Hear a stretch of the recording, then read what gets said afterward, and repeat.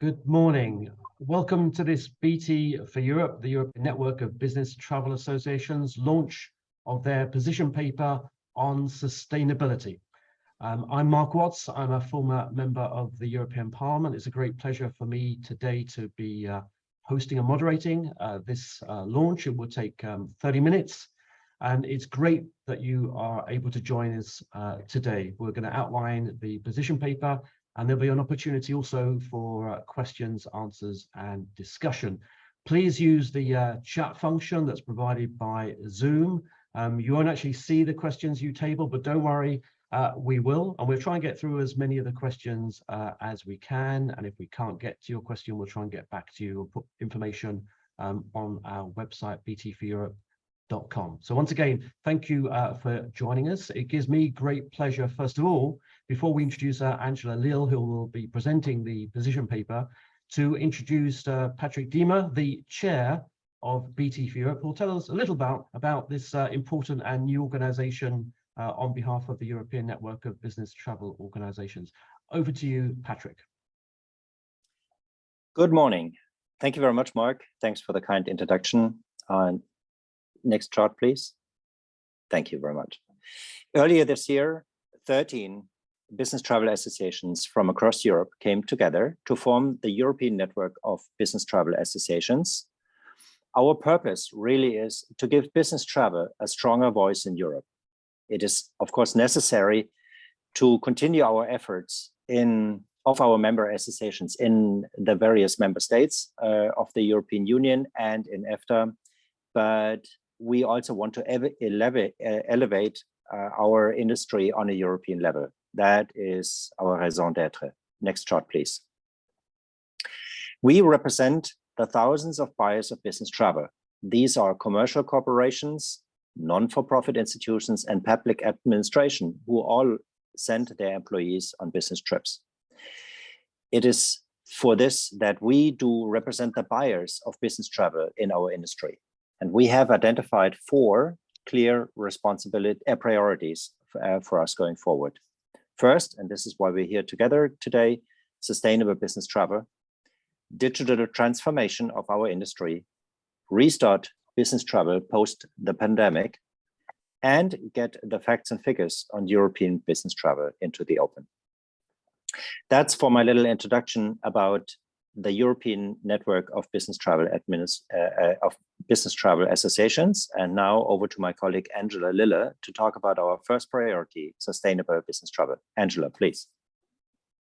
Thank you, Patrick.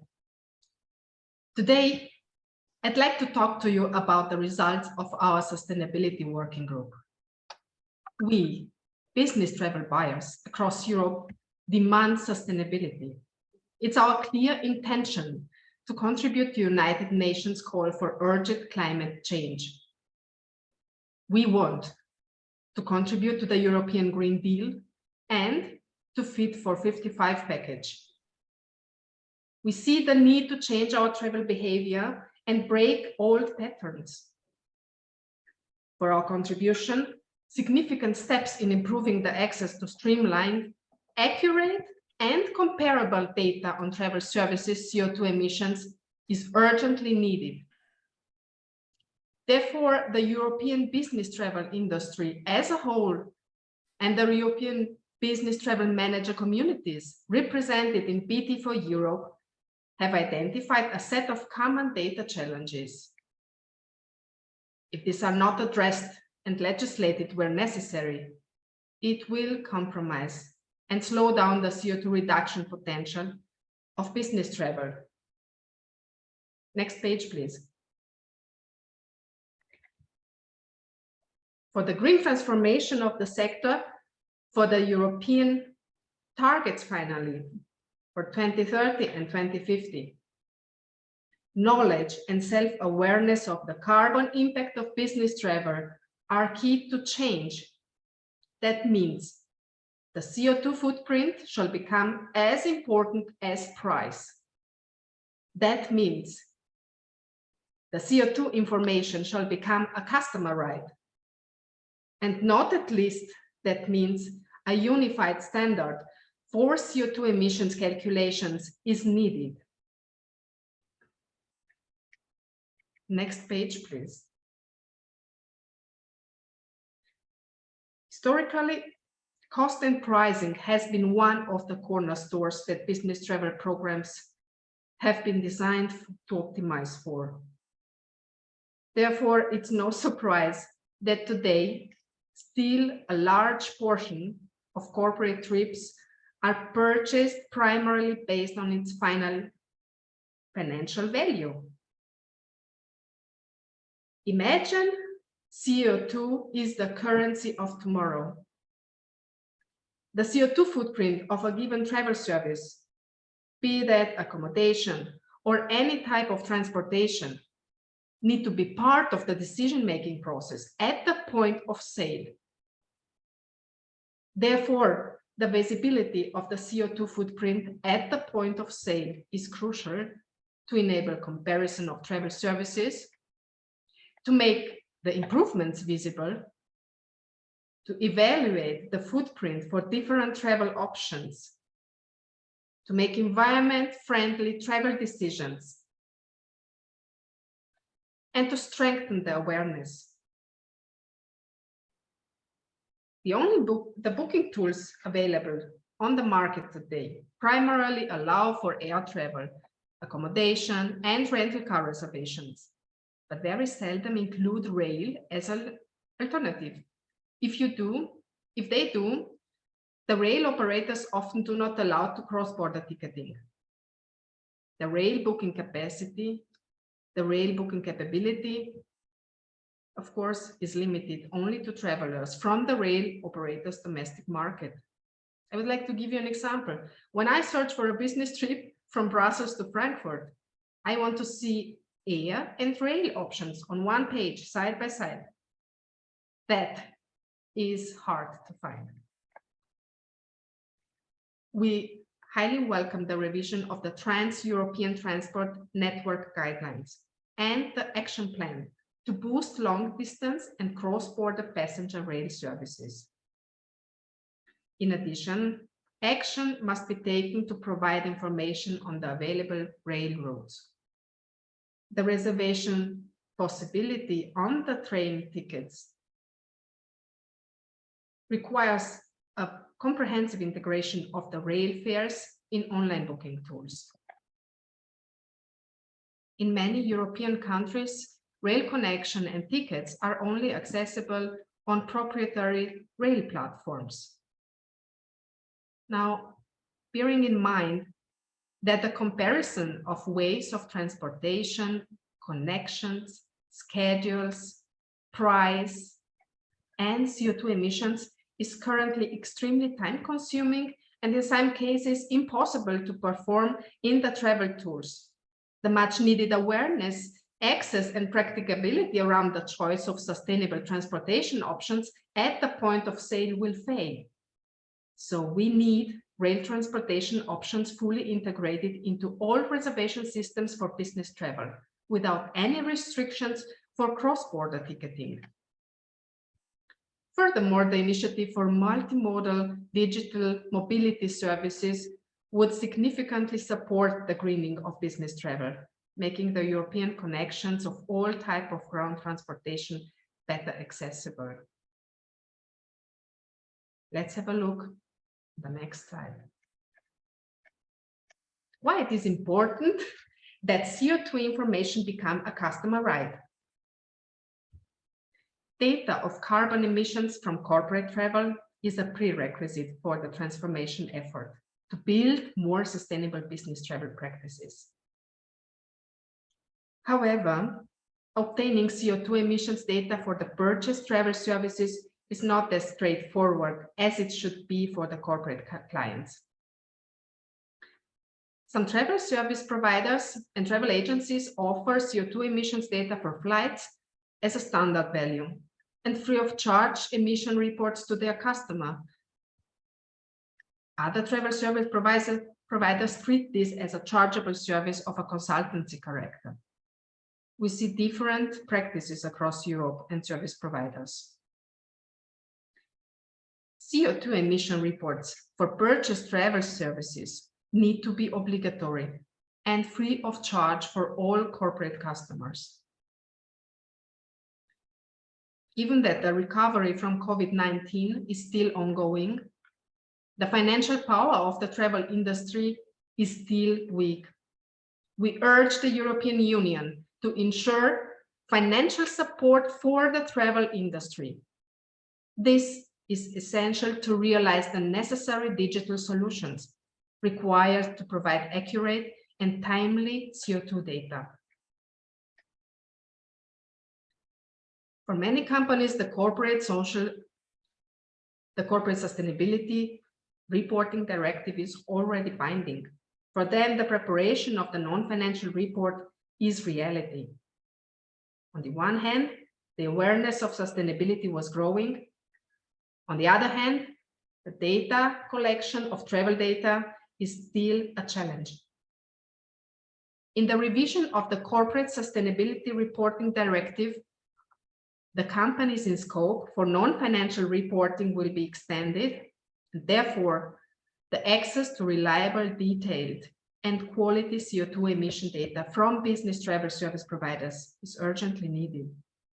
This will greatly facilitate travel managers in their efforts to outline and document the emissions generated by their business travel activities across the entire value chain of travel service providers. Not to forget, commuting is a part of the corporate-related mobility, and from the sustainability perspective, it has an accountable footprint and needs a place in the reporting requirements. Let's have a look to the data on next page.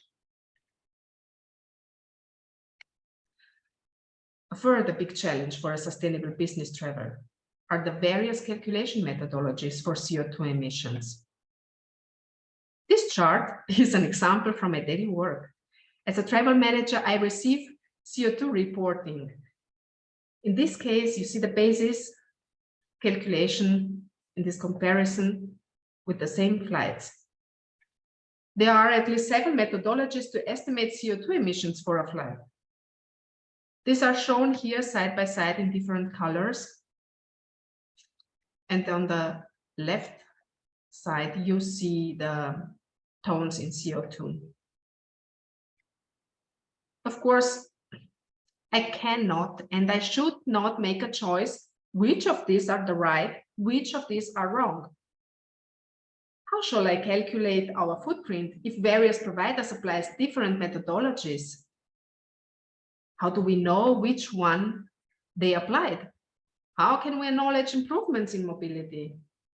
Just an example, which flight refuels the most sustainable aviation fuel? And how can we compare our footprint with similar companies? Many developments are currently ongoing, but without any transparency, we will never know if we develop into the right direction. Next page, please. Given the lack of uniformity, an European or global standard is needed to enable transparency and improve the quality of CO2 data for business travel in non-financial reports. We urge the European Union to widen the scope of the Count Emissions EU initiative to include all types of travel services, explicitly including business travel. Together with the availability of CO2 data, a reliable comparison is essential. Therefore, we urge the EU to create a standard for CO2 emissions calculation methodology and start immediately with a concise standard on CO2 emission reporting for air and rail traffic. To develop a uniform standard for recording the CO2 values according to the Greenhouse Gas Protocol Scope 3 in Europe, to make digital recording of the footprint as a basis for compensation, to determine uniform rules and legislation on framework for the European Union, which obliges all travel service providers to provide free of charge standardized CO2 calculation basis and the respective CO2 emissions in digital form. That will be a starting point for adopting strategic initiatives for carbon reductions and support the corporate environmentalism. Next page, please. To sum up our recommendations for action, we urge the European Union to ensure rail transportation options are fully integrated into all booking systems, to make the delivery of CO2 emissions data reports for purchased travel services obligatory and free of charge for all customers, to ensure financial support for the travel industry to realize the necessary investments in digital solutions required to provide the CO2 data, to continue expanding the scope of companies under Corporate Social Responsibility Directive obligations on sustainability practices, on CO2 footprint and environmental targets. And finally, we urge the European Union to adopt a reporting standard for employee commuting environmental data and its inclusion in non-financial reporting. We invite the entire travel sector to support these recommendations. And we invite the European Union to implement them. I thank you for your interest. Well, thank you very much, Angela Lilla there, who is the chair of BT4Europe's working group on sustainability. Thank you so much for setting out a very bold, clear, and indeed ambitious set of proposals there in your position paper. It's now over to the audience. Thank you so much for so many people who were able to join us this morning. We've got a great number of participants, and we've got a series of questions that have already come in. But I would encourage those of you who have not set questions yet, table questions yet, please do so in the chat function. You can either do that by putting your name in, or if you want, you can be anonymous, and we'll do our level best with Angela's help to get through as many questions as we can. You can also find more information about the position paper and BT4Europe on their website, BT4Europe.com. You can also mail us directly if you want for more information, mail at BT4Europe.com, and we're more than happy to try and answer individual questions from stakeholders, journalists after this call, and carry on the conversation. So thank you so much for the tremendous interest today on what is obviously an incredibly important topic. And going over to Angela with the first question, what is the timescale of this? I mean, you say you as an industry, and people may be surprised to hear this, the business travel community want to take on the challenge of decarbonisation, to green the business travel industry. But over what sort of timescale are we seeing this as a short-term, urgent request that you're making of other stakeholders and the European Union to act? Or are we talking about a long-term prospect vision for the future? How urgent is this, Angela? It's a good question. If I would talk with my travel manager, we would realize, oh, it will take some time because legislation will need some time, developments will need some time. If I would forward this question to my 5-year-old son, he would say, Mom, tell them to act before the railways are melting away. So we do ask to be fast in this implementation. It is essential. Okay, that's very, very clear, Angela. I'm sure we'll come back to the timescale, but thank you for now. And you made a lot of very bold demands there in your recommendations for action, particularly from the EU in terms of transparency, standards, rules, and legislation. How confident are you as an industry that you will transform the business travel landscape in order to deliver decarbonisation in that very ambitious timescale? I mean, are you optimistic and hopeful, or do you think this could be a very, very challenging and difficult battle that you are going to have to fight? I think nothing is easy. Yeah, nothing is easy. But we have the technology on our side. And never before has been the stakeholder dialogue stronger than now. We just have to put the right priority on it. Each and everybody is in charge of the solution.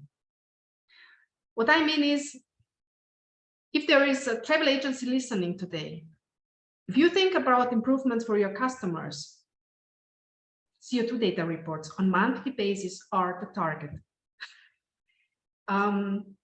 If there is a railway provider listening, if you are asked by a multimodal travel service provider or global distribution system to connect a reservation system to them, so please do everything to realize this.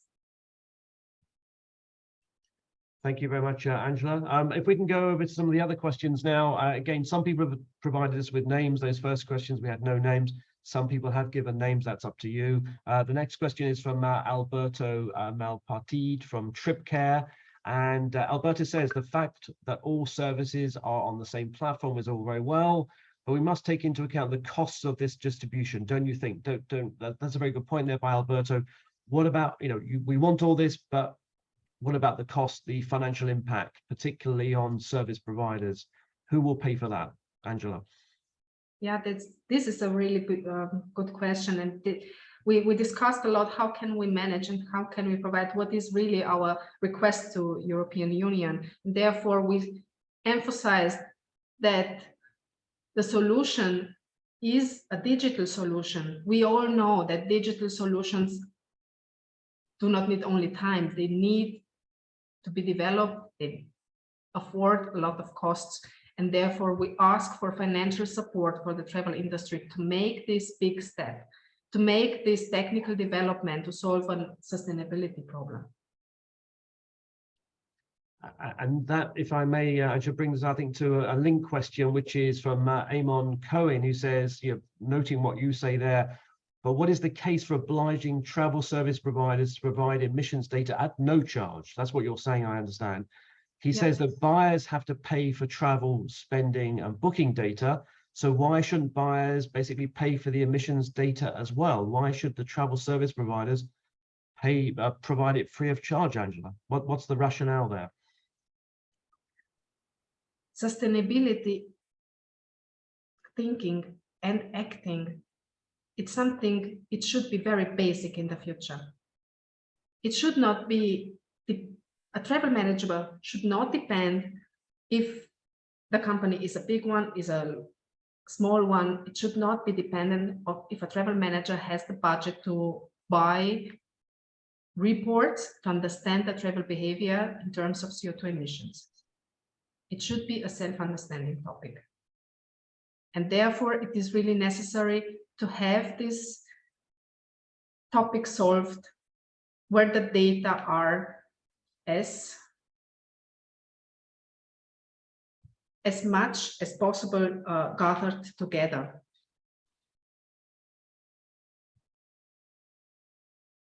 Okay, thanks for that, Angela. Again, I'm sure we'll come back to that again. Thanks for all the questions coming in. We're getting a lot of questions coming in.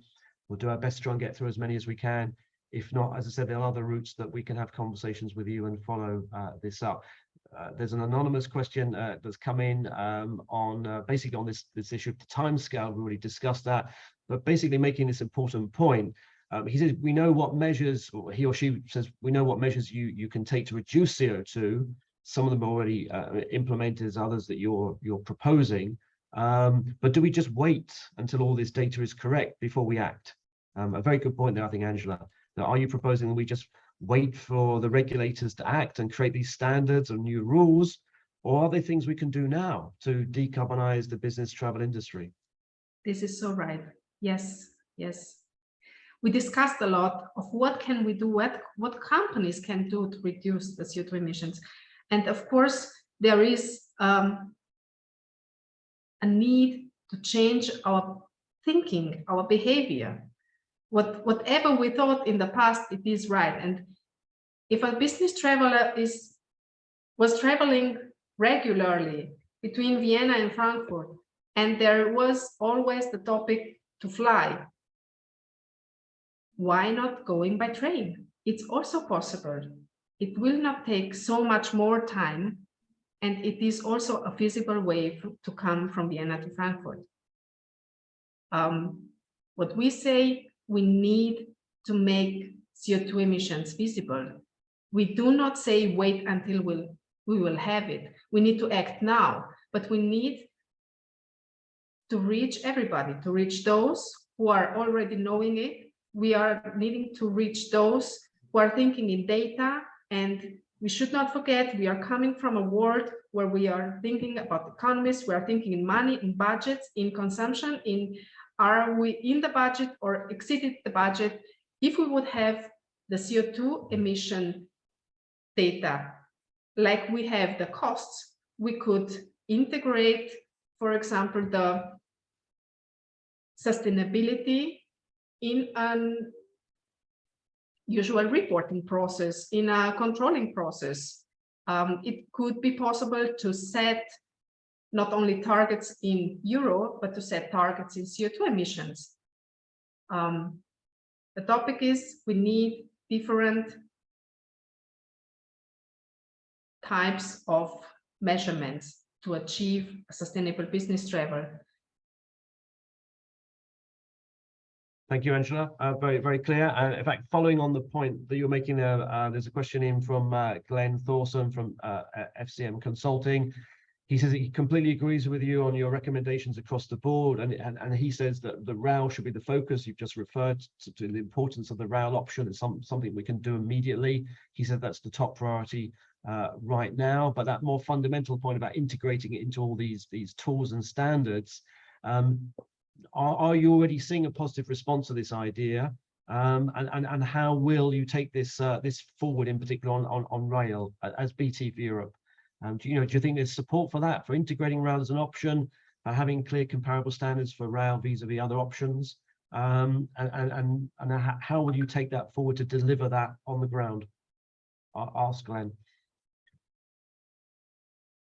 I think we need, if we have good solutions, we need to talk about, we need a dialogue, we need to share experience, and we need to share knowledge. The challenge we have in front of us, it's nothing we solve alone and nothing we solve in a competition. We solve it only together, sharing what we already realized and what we already have and learn from each other.